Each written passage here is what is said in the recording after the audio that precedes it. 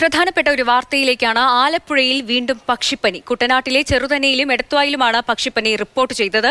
ഭോപ്പാലിലെ high security ലാബിലെ പരിശോധനയിലാണ് പക്ഷിപ്പനി സ്ഥിരീകരിച്ചത്. രോഗബാധിത മേഖലയിൽ താറാവുകളെ കൂട്ടത്തോടെ കൊന്നു നശിപ്പിക്കും. രഘുനാഥ് നാരായണനുണ്ട് വിവരങ്ങളുമായി. രഘു, കർഷകരുടെ കഷ്ടകാലമാണ് ഈ പക്ഷിപ്പനി എന്ന് പറയുന്നത്. ഈ താറാവുകളെ കൂട്ടത്തോടെ കൊന്നു നശിപ്പിക്കാനുള്ള നടപടിയൊക്കെ തുടങ്ങിയോ?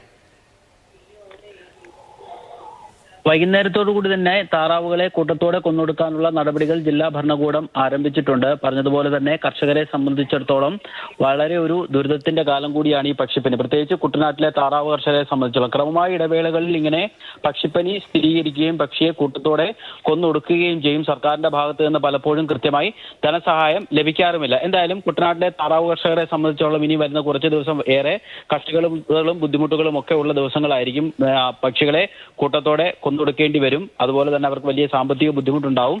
നിലവിൽ ആശങ്കപ്പെടാനുള്ള സാഹചര്യമില്ല എന്നുള്ളതാണ് ജില്ലാ ഭരണകൂടം പറയുന്നത്. ഏതാനും ദിവസങ്ങൾക്ക് മുമ്പാണ് ഈ കുട്ടനാടിന്റെ തെക്കൻ മേഖലയായ ചെറുതനയിലും എടത്വായിലുമൊക്കെ താറാവുകൾ കൂട്ടത്തോടെ ചത്തത്. ഉടൻ തന്നെ പരിശോധനയ്ക്കായി അയക്കുകയും അതിന്റെ സാമ്പിളുകളുടെ പരിശോധനാ ഫലമാണ് ഇന്ന് ഉച്ചയോടുകൂടി ലഭിച്ചത്. ഉടൻ തന്നെ ജില്ലാ ഭരണകൂടം ജാഗ്രതാ നിർദ്ദേശം നൽകുകയും ഈ പക്ഷിപ്പനി സ്ഥിരീകരിച്ച സ്ഥലങ്ങളിൽ ഇറച്ചി വിൽപ്പന ഉൾപ്പെടെ നിരോധിച്ചിട്ടുണ്ട്. ആ പ്രദേശങ്ങളിൽ വൈകുന്നേരത്തോടു കൂടി തന്നെ ഞാൻ പറഞ്ഞതുപോലെ തന്നെ പക്ഷികളെ കൂട്ടത്തോടെ കൊന്നൊടുക്കാനുള്ള നടപടിക്രമങ്ങൾ ആരംഭിച്ചിട്ടുണ്ട്. നാളെ രാവിലെയോടുകൂടി കൂടുതൽ സ്ഥലങ്ങൾ, അതായത് ഈ പക്ഷിപ്പനി ബാധിച്ച എത്രത്തോളം മേഖലകളിലെ അതിനൊരു ക്രൈറ്റീരിയ പ്രോട്ടോകോൾ ഉണ്ട്, അതനുസരിച്ചുള്ള നടപടിക്രമങ്ങൾ പൂർത്തിയാക്കും എന്നുള്ളതാണ് ജില്ലാ ഭരണകൂടം അറിയിക്കുന്നത്.